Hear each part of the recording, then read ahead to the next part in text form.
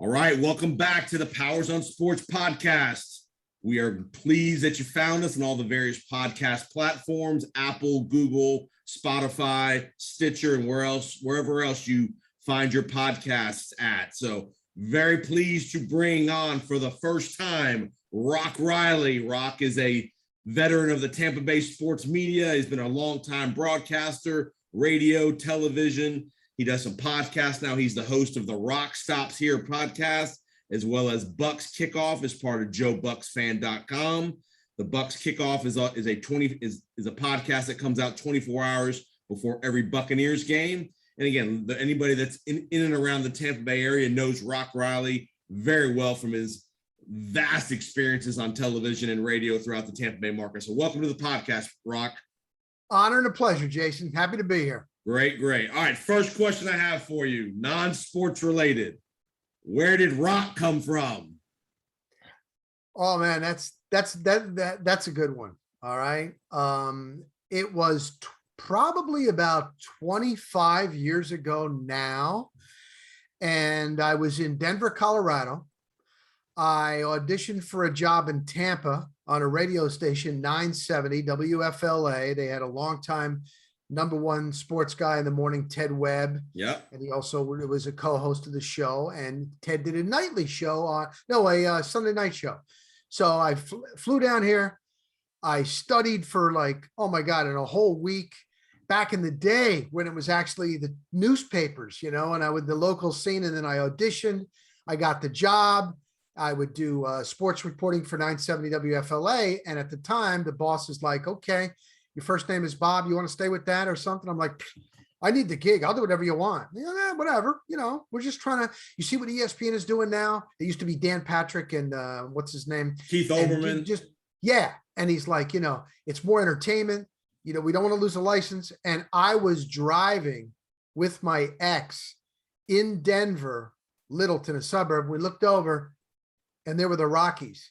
Rock. What about Rock? What about Rock? Rock. All right. I'll go with that. And it stuck. And now here we are 25 years later, Jason. Interesting. Very interesting. Very, very interesting. All right. So I know you've been in around. We're going to hit on the Jon Gruden situation, obviously, the first thing we're going to hit on. You've been around Gruden a lot, both probably professionally and occasionally probably socially a little bit. I don't know how much you'll be able to tell us how much you know Jon at all off the field. Just give me how surprised were you when this bombshell came out over the weekend? Kind of started trickling out Friday of last week. Hey, there's some emails that he's written when he was not coaching, working for ESPN at the time, between he and Bruce Allen and some others. What were your initial thoughts when you heard that news? I was actually shocked that he would put those thoughts actually on emails with a chain. Right. It wasn't only Bruce Allen. Right. And would actually send that thing and just think that those things can't come back. Now, I've covered him. I covered him like a glove for many, many years. I know him. It's not like I hang out with him. Right. So you really don't get a sense, you know what I mean? Am I surprised? Not so much, but I'm just surprised at in this day and age, even if it's, 5-6 years ago or when he was on ESPN, to actually put that and hit send on an email. Right. I mean, and then, it wasn't when this came out and he was let go or he resigned, because remember, he has $10 million a year. He's got 6 years left. So that's $60 million. So I'm sure there was some kind of settlement. Yes. Probably not paid the full, but I'm sure the Raiders. 10 to 20. I bet he got 10 to 20 million. There you go. So, I don't know. I mean, I'll tell you, he's one of those guys. I would think he would be kind of hard to play for. I remember Keyshawn Johnson and he really didn't get along. And I remember when Keyshawn was deactivated the year after they won the Super Bowl. And I went over to Keyshawn's house. It was a gated community. He said he would do a one-on-one, and he was like, oh my God, you could tell Gruden didn't like him. And then there was another instance where Jon Gruden he ran into Keyshawn at a place, and the way he was telling me, I could tell those two never got along. So I don't know if you've seen how Keyshawn has come out and Keyshawn killed him yesterday on TV. He was accused car salesman, blah, blah, blah. Yep. There's been some other players that have also told me over time, it kind of like, I don't know, he'd call you bro. And then maybe when he turned around, he may, talk behind your back. So, you know what I mean? I kind of get a sense of like how Jon Gruden is, but also kind of shocking, man, that he would put all this on an email, even if it was to his so-called friends. The guys at Hooters, he used to work at Hooters. Yep. The Outback Bowl guys, well, Basham and Sullivan. It's all a good old boy network that they're real tight here in the Tampa Bay area, but they were all on this chain. So now those guys are, kind of put into question. It's a mess. And you know what, Jason? I don't think we're even close to, there's going to be more that's going to come out on this. No, there was, and to give people some context, this was not an investigation into Jon Gruden. This was an investigation into the Washington football team that led to Jon Gruden. There was 650,000 emails. And if you think that's the only scandalous emails that they found in those emails, we're all naive. I mean, I guarantee you, other people other than Jon Gruden were in these chains, like you mentioned, Bruce Allen, the Hooters guys, the Outback guys. There's going to be some more fallout around the league and around the college sports world from this investigation of the Washington football team. Right. And here's the other thing too. He hasn't been winning.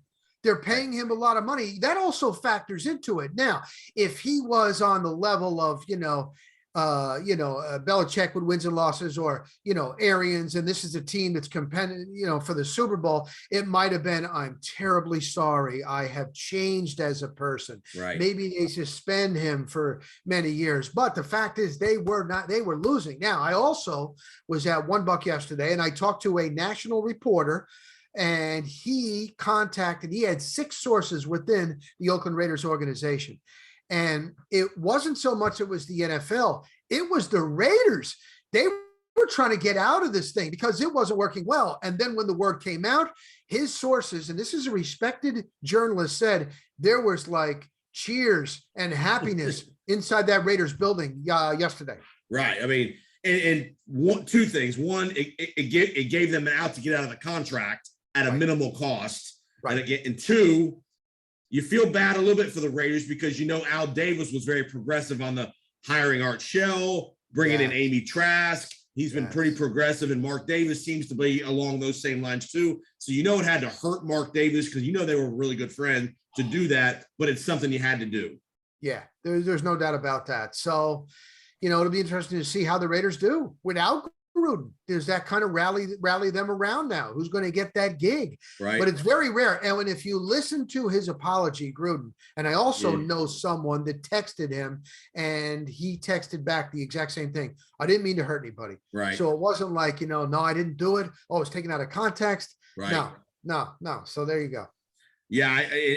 And one thing I was shocked about with Gruden, as media savvy as he was with his branding and marketing, for him to put that, I mean, and like I've told other people, we've all had mistakes with our mouth over the years, saying stuff you probably shouldn't say at the wrong time, but to put it in writing like that for a guy that's such a figurehead from a branding perspective, all the commercials he's been in, all the stuff, all the rock star that he was at ESPN, is just shocking to me.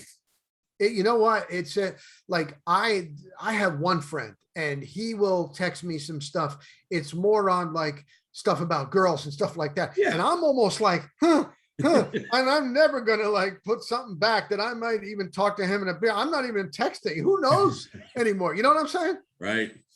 Yeah. It's crazy. It's crazy. One other thing, let's talk about the Raiders one more time. I'm surprised Rich Bisaccia was named the coach, not because he's not a good coach, but because he's been Gruden's right-hand man for so long that you had to think, well, if Jon Gruden's saying that stuff in and around in a text message, email, he's probably saying that stuff around Rich Bisaccia. And how much does Rich Bisaccia know or don't know concerning the Gruden situation? Yeah, I'm sure, Jason, before this move was made, I'm sure he sat down with the brain trust with the Raiders, and they must have like grilled him. Are you on any of these things? Are we going to find out anything? Because here we are in the middle of the season. We're not out of it. We're 3-2. Yep. We got to have somebody that knows this system, that knows everybody. We still got a shot. and we're here in Vegas and we spent a lot of money with this thing. So you know what, but you better were you on any of this? Did you follow back? So I'm sure that was done, but that's a good point because Bisaccia has been with Gruden for a long time. Right. And the other thing is, obviously, the Raiders have the first openly gay player, Carl Nassib, who we know, who's down here in Tampa for a while as well. And so do you see any scenario? I mean, I don't think there's any chance he ever gets another football coaching job because of the fallout from this. Do you think 2, 3, 4 years down the road, he could get a job back in the media again? You know what, Jason? I guess in this day and age, you never say never. But I know for a fact, I know this. He told the guy that I know, we were at an Outback Bowl function. And like I say, he's very tight with Jim McVay and the McVay family. They got a lot of lineage in football. Jim McVay is the executive director of the Outback Bowl. Jon Gruden, every year when he can make it, and especially when he was at ESPN, he would always be at one of the big functions. Right. And I know somebody that went up to him right before he decided to get back into it. And he even told this person, he goes, man, I'm being paid so much by ESPN and my life is it's too easy right now. I'm getting that. I'm really thinking about coming back. And then when they had the Ring of Honor ceremony at Raymond James Stadium, I was up there. I was on the field. I interviewed him. I saw everything. And that, when he drove to his home in Avila, it's a highway called 275. And that night, after being there and seeing the Sapp and the Lynch and the Brad Johnson and all that, that's when he made up his mind totally. I got to get back into coaching now because otherwise I'll be too old. That did it. So the Ring of Honor thing and being back in fueled him. Right. And then, of course, the Davis family, they had wanted him for so long and blah, blah, blah, go back to Oakland at the time. And he thought that he was going to be back into it. So I don't know. And the way it is now in 2021 and cancel culture, I would be very surprised. He's got enough money. He'll have his coaches association thing where it's on a strip mall in Tampa. Coaches from all, they come in here. The thing is dark. He hates light. Everything is dark except the screen. You go into his room, he does not put on lights. Even when he used to get up at 4 a.m. and be at the facility, only the light from the screen that he studies. He's a psycho. So he's not going to give that up, Jason. Right. Yeah. Again, those who don't know, on Tuesday night this week, the Buccaneer organization is made a statement that they're removing Jon Gruden from the Ring of Honor because there were comments about the Glazers apparently in some of these email chains as well. Roger Goodell was involved, obviously with DeMaurice Smith of the Players Association. And then obviously he made other comments about women and the LGBTQ community as well. So he offended everybody. It wasn't just one group. He went after everybody from what it sounds like. All right, let's go up north Florida. One Urban Meyer. This is instead of the Powers on Sports podcast, it's the TMZ Powers on Sports podcast. Right. You'll get clicks, Jason. That's what it's about. That's what it's about. Urban Meyer, your thoughts on Urban, his issues not coming back with the team after the Thursday night game, and then obviously the photos coming out of the younger ladies on his lap doing whatever they were doing at his bar. You just how dumb is this a ongoing thing with Urban? Was this speculation when he was at Florida? Did he ever have any of these rumors? You covered them. Give us the scoop on Urban Meyer. All right. He won wherever he was. So administrators are going to put up with whatever he's doing behind the scenes. That's the bottom line. He worked at Fox Sports in LA on set with a friend of mine, Rob Stone. Yeah. And again, the juices are flowing. A lot of these guys, it's in their blood as coaches. They'll do the TV thing for a while and then they miss it. Okay. His ego was so big that he figured, I want to see if I can do it. I know how cocky, I know that I can do it on the NFL level. Now, I've had a couple of experiences with Urban Meyer. When he was with the Florida Gators, it was at a big event, went over to him. He kind of was a jerk, kind of blew me off. I saw him had another event, Dick Vitale, Dickie Babe, Dickie V, and Dick Vitale has this huge event every year in Sarasota to fight childhood cancer. And he brings in these stars, and Urban Meyer was one of the speakers. Couldn't have been nicer, stuck out his hand. It was in a different environment. I'm like, wow, that's two different personalities. Which one is he? Okay. So I've seen this before. I saw this with Spurrier. I remember when he went to the Washington Redskins and they had a preseason game against the Tampa Bay Buccaneers, and he lit it up. He had the offense still throwing that run and gun and what worked in the Gators. And I remember going in the locker room and I actually got him right here one-on-one. And he's like, yeah, we ran it up and this and that. We're about attacking. And it was like 40 some points, whatever it was. And I'm like, oh my God, he really thinks that what worked in college, you know what I mean? And it didn't. It didn't work for Saban. Greg Schiano. Now, he was not on the big stage. He did turn around a Rutgers program, and I'm from New Jersey, and college sports are not big there. It's Giants, Jets, Mets, Yankees. Rutgers was an afterthought. He did turn it around. But when he came here, he brought that college mentality. These are grown men. These are grown men, best in the world. They got agents. They got a lot of people in their ear. You can't control them. And it used to be toes on the line. The temperature in the room had to be 68. When you come in the room, you always have to have 2 water bottles. And these guys are looking at it like this. So I figured it didn't surprise me on some of the moves that he made. He had a questionable hire. Strength and conditioning guy who got accused of some stuff in Iowa. The Tim Tebow, we all know he's an unbelievable person. He was a great college quarterback. To ask a guy that's been out of the league to try to play a position at tight end, where you got guys coming out of the draft that have been a great tight end at Ohio State and Auburn and Alabama. And how is that? So the decisions that he's made, and then before we even get to the lap dance, in all the years, and I've been covering the NFL for a long time, back in Jersey with the Giants, with Parcells and Lawrence Taylor, who was scary. Phil Simms was a jerk, to Gastineau and the Jets. That's how long I've been covering the NFL. I have never heard of a coach that stays in the city and does not fly back with the team.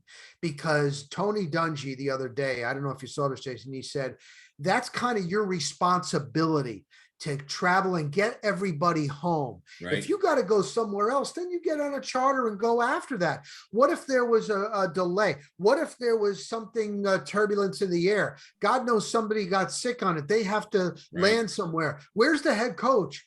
These head coaches, not only big egos. I remember Gruden would always they would set up a time every day when the head coach is going to talk. And it depends on practice. A lot of these coaches want to have the last word at the end of the day from media. They're asking about injuries, things like that. So they always they're the last. You got to go to the head coach. It's on them. So that blew me away. And then to tell the team, listen, I'm gonna be with the grandchildren. I'm gonna stay with the family. And then to go, and then when he said, listen, own up to it. When he said, we went to the restaurant, it's his restaurant and bar.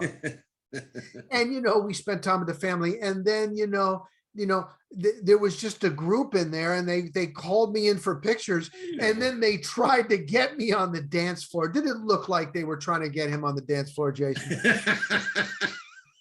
I didn't see a button-down shirt. I didn't see Urban in a button-down shirt.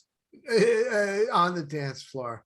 And did he not, in this day and age, Jason, does he not think that somebody might, unless he was really buzzed and that wasted, that he just was clueless and just wanted that girl? I was shocked. I'm actually shocked that whenever this drops, he still has a job. It's day to day. I'm actually surprised as heck. And how stupid. You would think at worst, somebody in his inner circle would say, ain't no pictures being taken. We're not taking no pictures, video, nothing, if he's going to be in this room. All right. I'm glad you brought that up. So I know somebody that is very close to Derek Jeter. Now, Derek Jeter now is married, settled down. All right. A child, he might have 2, but anyway, he was never a big partier. He was never a drinker and this and that. But when he was single, being handsome, a lot of money, Yankees captain. Yep. He would go out to clubs. And the person that I know is very close to Derek.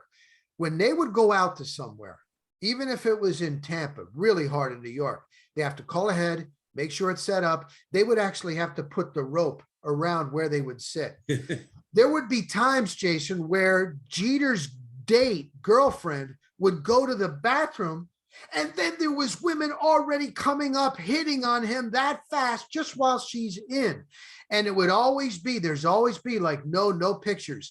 If you were lucky enough to get invited to Derek Jeter's mansion at Avila, there was a picnic type of like picnic basket at the front door. You put your cell phone in, but you put your cell phone in the basket. Yes. And then you can come into the house. No pictures. When have you ever seen Derek Jeter with any pictures all those years and in New York with the paparazzi? Right. So that, yeah, you're right. That's another thing. Yeah. I mean, it'll be interesting, like you said, if he survives, because Shad Khan doesn't want to pay $60 million or whatever the contract is. So it'll be interesting to see how that works out at the end of this year. Right. Phil, what a mess, huh? Man. All right, let's do it. Let's hit some Rays playoffs, and we're going to hit your career. For the second year in a row, beloved Kevin Cash, who everybody thinks is doing such a great job as a manager during the regular season, in my opinion, comes up small again in the playoffs with some decision making. How do you not walk in the ninth inning, Kiki Hernandez, to at least set up a double play opportunity? I mean, you take out Colin McHugh, who's mowing them down the first 2 innings in Game 4. Some of these decisions, I know it's analytics based probably, but you have to be critical and say he's come up small 2 straight postseasons. I agree. I agree.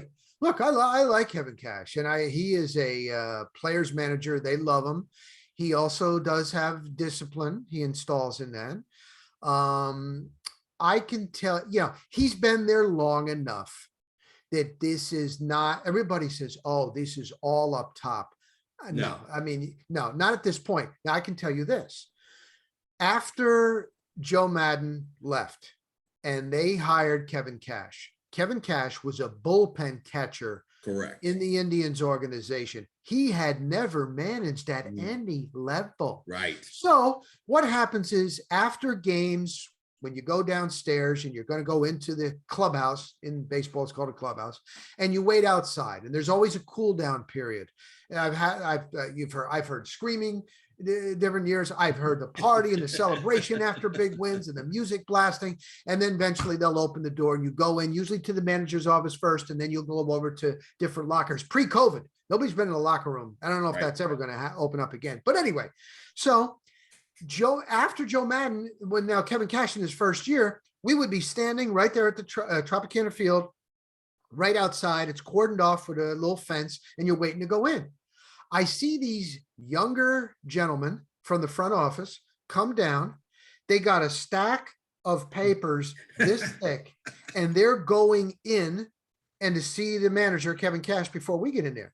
So I talked to one of the guys that's an employees, and I said, what's that? And he said, that's all the analytics. Do you know that they tell him what the lineup is going to be the next day? Now this was in Kevin Cash's first year. Early in his career. Yeah. And because when Joe Madden was here, he would make the lineup somewhere around 2:00. Right. They get there. Maybe he talks to somebody, figures it out. So there is a thing with analytics. There is a thing at the top where the Rays did control. But at this point, you got to say Kevin Cash did not do a good job in the postseason with some decisions. I'm with you. Yeah. I mean, it's just, I just, and I don't blame Kevin Cash for this, but top of the 8th inning, tie game, a Rosarena on second base, you have to get him to third base with less than 2 outs. Have to. Yes. No matter who's hitting. I know Franco's hitting, but you got to tell Franco somehow, some way, you got to hit the ball to the right side and get him to third base. Because that was their chance to win the game, was in the 8th inning. And I mean, it's a shame because Charlie Morton, he's pitching in the postseason. You let him go.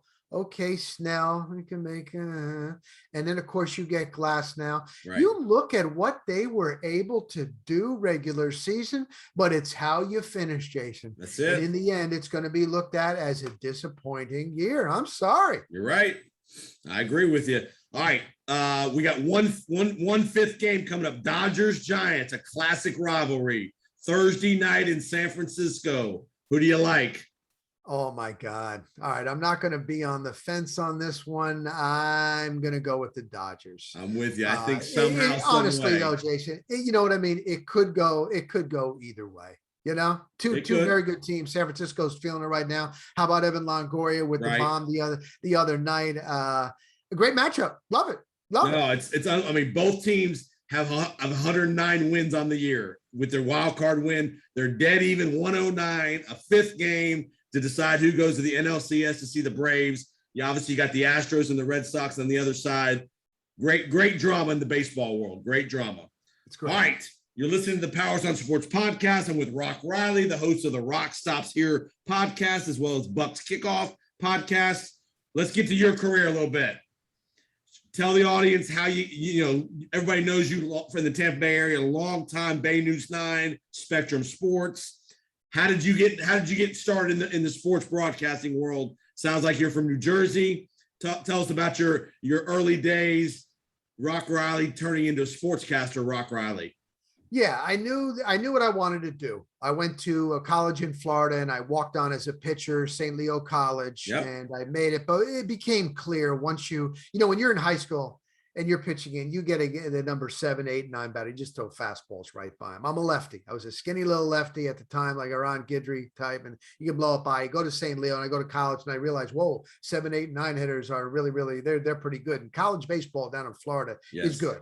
So I realized, and you go to spring training games, you get into the bullpen, you're seeing these major league pitchers. I'm like, all right, I ain't going to make it into that. I think I can do that. I can be on the 6 and 11 o'clock news when it used to be a big thing, right, compared to now for your sports. And being in New Jersey, we would see Marv Albert and this Warner Wolf. And I said, I can do that. But how are you going to do it without experience? So basically, I worked for free. I had a full-time job. I did line painting on the highways. I did a lot of different things. So anyway, I get into radio and small station in New Jersey, worked there for 5 years, news and sports. And then I start branching into cable TV. Then I get a job, my first TV gig, upstate New York. It's called Plattsburgh, New York, Burlington, Vermont. That was the market. But unfortunately, my wife at the time, I had just gotten married. I was 27 years old. She had cancer, and it was breast cancer. And I took the gig. She was a teacher. She was going to finish out the school year, but it had spread. I had to leave the job, and I knew what I wanted to do. I knew I was good at it because I could do it with timing and stuff. I was like, okay, this is my niche, but I got to come back to New Jersey. I can't. So I stayed. Boom. She passed away. And then I was back line painting. And I remember one point, Jason, we were doing something near Philly and painting a highway, and I'm on this big truck with these guys. Everybody's miserable. You wait for your 10 o'clock break, your lunch. They would hit the local bar with a pizza at 6, and miserable in life. And I looked over and I saw a girl with her camera guy, Philly, and they're doing a stand-up. I'm like, wow, I wonder if I'll ever get a chance to do that. You know what I mean? So I ended up getting a gig, but it was more as a producer / reporter, New Jersey Network. And I was on the path. And then that was good experience. From there, I landed a job at FNN. It was Financial News Network during the week, FNN Sports during the weekend. Okay. And I became the national sports reporter. Anything from Denver, Colorado, east, I covered. So I was doing everything, man. I was doing training camps. I was doing World Series. I was doing playoffs, and I was a young guy, and I thought, this is great. I'll never forget a quick story, but there used to be a lot of pressure. I would fly. And here's the thing. When a station is paying you your flight, your rental car, your hotel, they're paying for a camera guy for $450 for 2 hours. This is 20 some years ago. You can't come back and go, oh, the story didn't work out. Oh, I didn't get it. And so I remember specifically, they told me, go up to Lake Forest, Illinois. That's where the Bears train, and do an interview with Mike Ditka. See how he's doing a year after his heart attack. Oof. Okay. So we set it up with the PR. Yeah, Ditko will give you 2 minutes, blah, blah, blah, for 3 minutes. Okay. I fly there. I get my rental car. Those are the days where I had a map, I'd always figure out when I went to Minnesota, Mankato, all over the place. You figure it out compared to now. So I get there, boom. I go to the facility. Walter Payton, Sweetness, is on the front door. Real nice guy. Hey, how you doing? He had a high voice.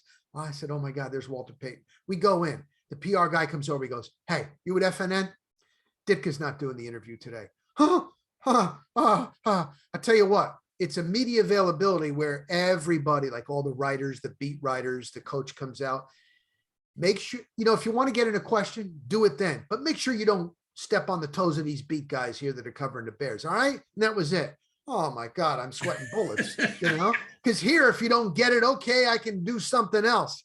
So it taught me, it put a lot of pressure on me at a young age, you know what I mean, to come through. So I'll never forget it. I'm in the back. I'm waiting my time. And then you start like, all right, I don't want it to be, all right, that's it. That's how they do it. All right, that's it. And I'm like, coach, who are you? Where are you from? FNN. What the hell is that? Financial News Network. Financial News Network?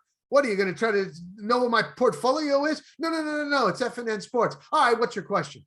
You know what, coach? It's been a year since you had your heart attack, and I'm just wondering how you're doing. And he goes, you know what? That's a damn good question. None of you son of bitches have asked me about how the hell I'm feeling. I was out on the golf course the other day and we're playing in a foursome with a doctor. And you know what I've learned? When I'm not feeling good or I'm tired, I might have had a heavy meal the night before, I take it easy the next day. I don't tax my heart. What else you want to know? And I asked one more and he goes, thank you. And I'm like, boom. And then when I would get on that flight, I would always be so relaxed, like, oh my God, I got it. Now I got to get it. And I would go back to New York and then you had to feed it. It was the days before you would have the satellite and you could just feed it. I'd have to go to a location with an uplink and boom. There was another time when I was a national reporter where I go to Wrigley Field and it was the playoffs with the Cubs and the San Francisco Giants. And there was a rain delay. And the clubhouse is real small when you're at Wrigley Field. Same thing with Fenway. I do all these interviews, blah, blah, blah. I get all this stuff, beautiful. We go to feed at WGN, big station in Chicago. Yep. We go in the back. You go with the engineer. You got to wait because you're just coming in. They're doing their news, this and that. It's always like there's a lot of behind the scenes stuff that people do not see. But anyway, get it done. Boom. Everything's cool. Boom. Get my rental car, go back O'Hare, come back to New Jersey. Boom. I get a call from the producer cursing me out. What the hell? Your video was in black and white. Huh? Like, you got to be kidding me.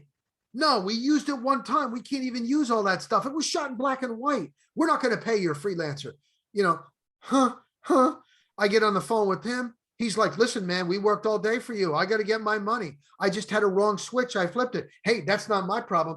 So it's just a little bit of a story where there's always a lot more to the story, blah, blah, blah. And then at the end, to shorten it up, it was going great. I'm a national reporter. Now they're going to put me on payroll, a salary because I was freelance, benefits. Oh, this is beautiful. And I'm going to go to LA. That's where the studios were. New York was FNN weekdays, but FNN Sports LA. Oh, this is great. And all of a sudden I get a call from the producer. Hey, did you see USA Today? No. The CEO of FNN, Earl Bryan, was charged with embezzling millions of dollars. We are blanked. Lights and I'm out. like, you gotta be kidding me. So it was only a matter of time, couple of weeks. CNBC bought out FNN. They dropped sports. CNBC is still on the air today, and all of us are out of jobs. And then, so I'm applying at local markets. Oh, you're a national reporter. You're overqualified. No, you don't understand. I'm fine. I'll play the game. So I was in Denver with an ex. She gets a job with the Colorado Rockies. Believe it or not, assistant to the general manager. Unbelievable. I'm now a nobody, husband of her. It didn't work out. The marriage didn't work out, blah, blah, blah. I'm looking around for gigs. And that's where it came to. I hear there's a job in Tampa in radio. Didn't pay much. And I'm like, you know what? I don't have any kids. I'm single. I'm familiar a little bit with the market. I was in St. Leo. Right. All right, I take the gig. I never thought I would be in Tampa Bay 25 years. You can't plan out life. And so I get the gig. I come, I'm doing radio, and then Bay News 9, a new cable outlet is starting. And I'm like, oh, great. I send my tape. Here's how this business works. The head man at Bay News 9 looked at my tape because I knew somebody that was working there, guy right in there. And he asked him about me. Hey, what about Rock Raleigh? He goes, bad dresser. Bad dresser. He looked at my first story and he saw the sport coat that I was wearing and he didn't like it and he ejected the tape. That's how it can come or go. So it wasn't until I came in on a guest on like one of their shows, and then the number 2 guy in sports they blasted out his ear with the IFB on audio, and he had a hearing problem. It didn't work out. I ended up kind of filling in. They were checking out how I would do. Yep. And I got the gig, and then I was there 18 years. So you just never know how it's going to turn out, Jason. Man. All right, let's talk about the changes in sports media from back when you started to now. Used to be, there was no internet, there was no Zoom opportunities like this. Just talk about how that's changed in covering sports. And like you mentioned, 6 and 11 o'clock sports was a big thing. The sports guy was the man at 6:20 or at 11:20. Now you get one or 2 minutes, or it's a blip, and it's just a totally different world of broadcast media. Talk about the changes. It really is. And everybody, you know how you said with your phone, Jason? So to tell you how different it is, on the Rock Stops Here podcast, I had on George Albright, who is a videographer for ESPN, NFL Network, and he also does news. He did CNN recently, the Gabby Petito case that's been going on, the girl that was strangled and all that. So he goes, they're down there. He's with CNN. And there's people in the neighborhood. Everybody's got their phone out. Everybody's doing video for their Instagram, for maybe their YouTube page or whatever. One guy goes right up to the window and they're trying to do a live shot and he's like, hey, and the guy goes, hey man, I'm doing this for my Instagram. So that's, everybody is a news person today and everybody thinks they're everything. That's how it's changed, Jason. Right. Especially the younger people, that it just blows me away. And I've seen it where when I first got in and went to, like I said, my first time in an NFL locker room, I minded my P's and Q's. You know what I mean? I've seen some, I don't want to mention any names, one, a particularly attractive young girl, first time at a complex, and oh my God, how cocky. Here comes Tom Brady. She doesn't wait for the beat people or anything, right away, Hey, Tom, how you feeling? Brady's looking at her. I'm feeling okay. I'm good. How are you? And then Brady is so good for being as big of a star as he is. He gives her a good enough answer. Well, you got to take care of your body and this and that and this and that. Okay. Now, another question about the upcoming opponent. I look over. She unplugs her phone. She goes in the back and she's listening and looks at me and winking. I got Brady for my blog and Instagram and not caring about anybody else. And I'm like, wow. And this is your first day inside. You got credentialed and with protocol in NFL. How are you that cocky? It really is different. But with everything at our fingertips, digital, there's just so much information and everybody's able to do it. The problem though, being in this business is the money, advertising on digital, it's not as much as it would cost to have spots on TV and in radio. So it's hard to make a living unless you go viral and you're huge. And here's a funny story. A guy, he's a broadcaster on ESPN 3, usually U3, does lower college football games, not somebody that you and I don't know, but another guy.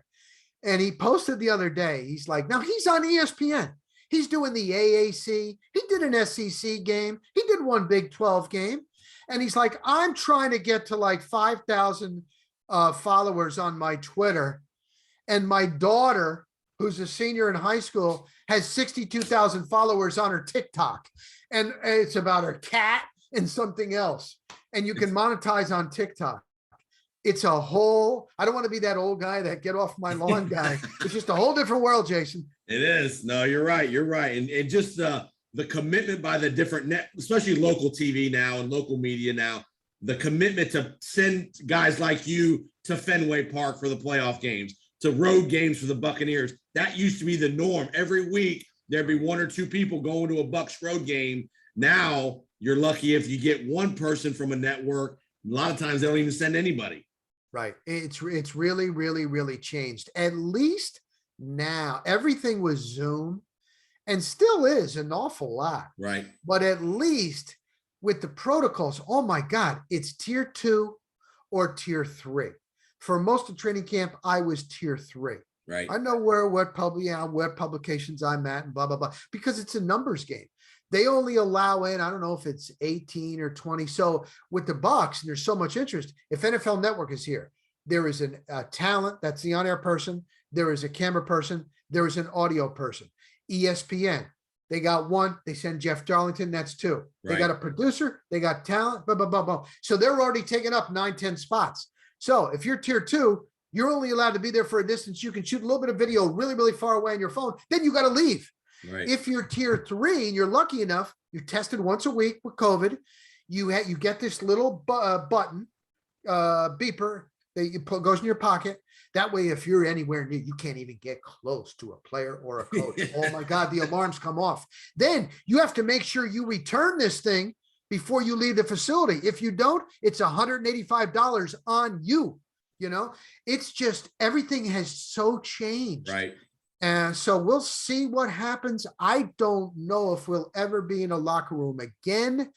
And it's just a different time, Jason. And the authenticity of a report is no longer anywhere near as detailed as it used to be. It's the first guy to get something posted on Twitter or on Facebook or on social media, whether they've sourced the report or not. It's just about I heard so-and-so say that Tom Brady's thumb hurts. He's not playing Thursday. Well, the Bucs haven't reported it. They haven't sourced it with anybody. That part of the business has changed as well. Yeah. And you know what I try to do too? There still is, I look at it like this. You are based on your reputation. That's the one thing that you hold. Right. And if I see somebody that has something, I always give them credit, or they had it first, right, or retweet them. There are some that take the information and put it out there by themselves. And in the end, that's going to catch up to you, man.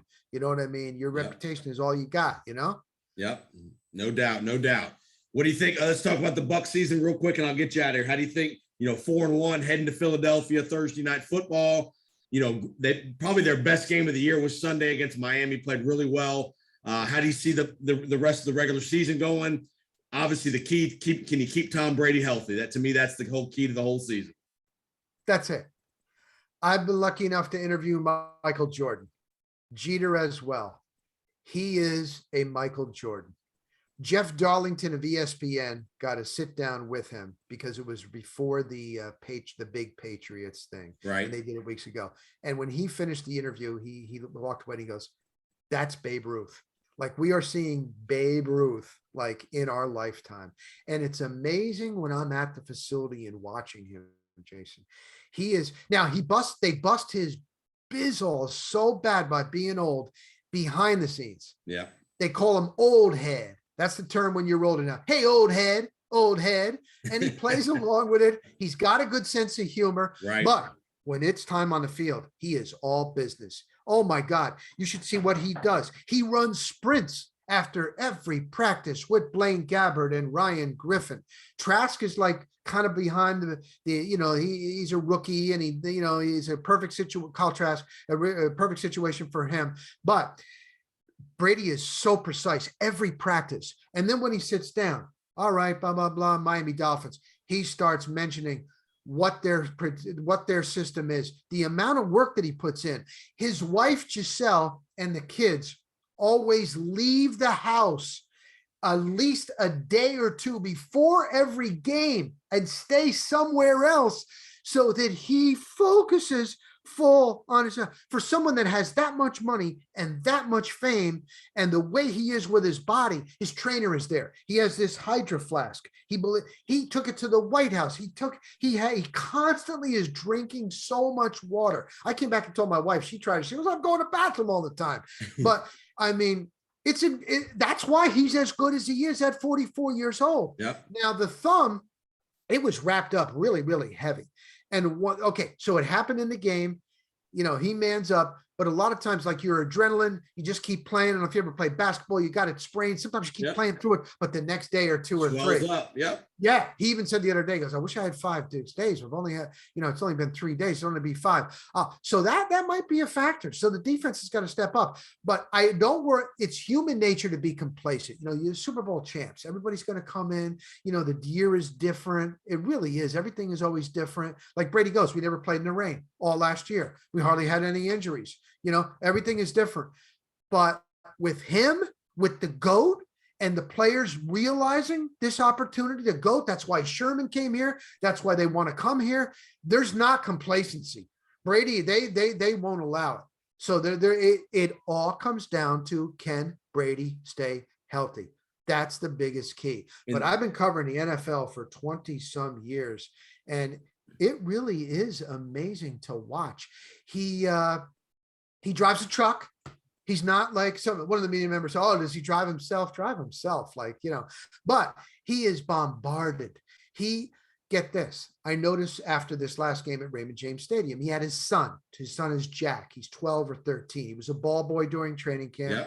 He's got the Brady jersey on. So Brady does all from his previous relationship with Bridget Moynihan. That's the first son, his first son. Yes. So they're really, really tight. And Brady loves it. So I come out of the press conference, Brady was done, and I'm walking behind Brady and his son.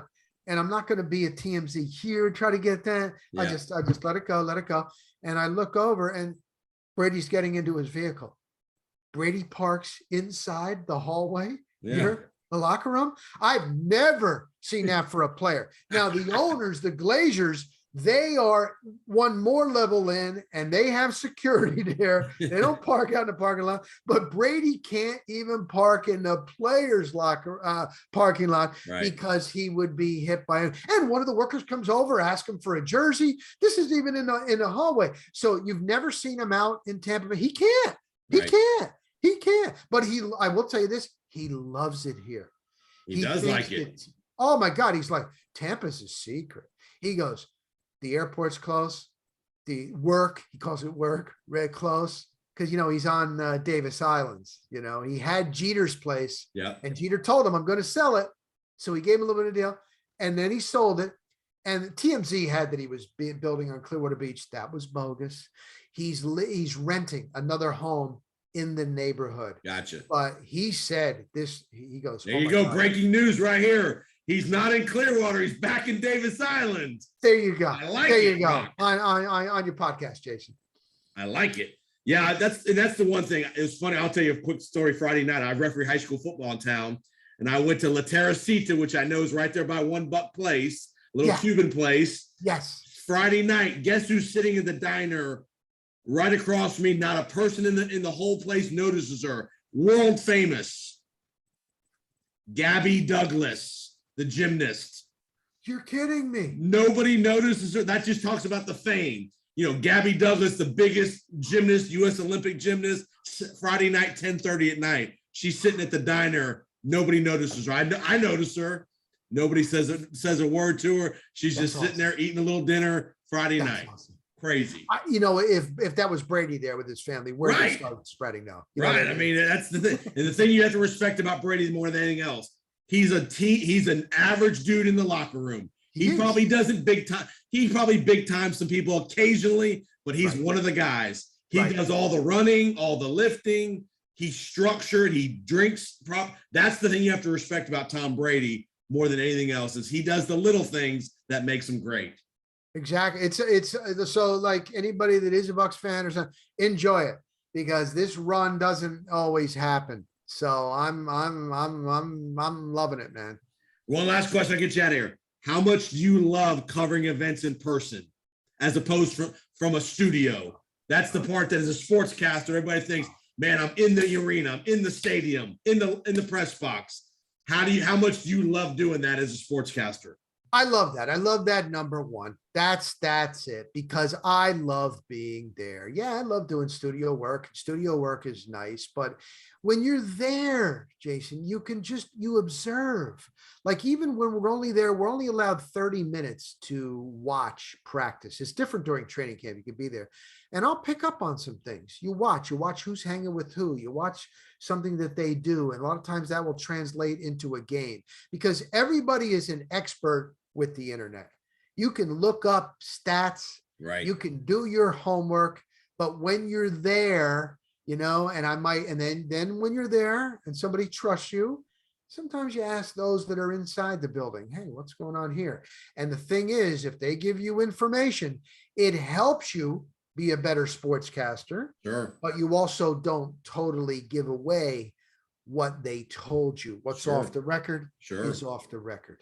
So that's the big thing for me. I love it. I always love big events before, like for Stanley Cup final or Super World Bowls. Series, or I love it when the arena is empty and this place is going to be crazy, and you just get that feeling, and you're going around, or I do. I honestly, I love being out at the events. There's nothing like it, Jason. Yep. Well, Rock, keep up the great work, man. You're a legend in the Tampa Bay market, and again, I love the story about how your name came about. I always wondered, where did Rock come from? But Colorado Rockies, the foothills, they're right over there. All right, I'll go with that. That's great. And you and I both have a very mutual good friend, Drew Felios. Great guy. Good friends of both of ours, and he loves you, man. He thinks you do an awesome job. But keep up the great work with the Rock Stops Here podcast. Bucks kickoff. Tell people where they can find you on social media. Yeah, on Twitter and on Instagram at Real Rock Riley, and then on Facebook, Rock Riley. Awesome. Well, great. Keep up the work. JoeBucksFan.com. Let's get the Bucks to victory lane, and have a great week, sir. Back at you. Thank you, Jason. Appreciate it, Rock.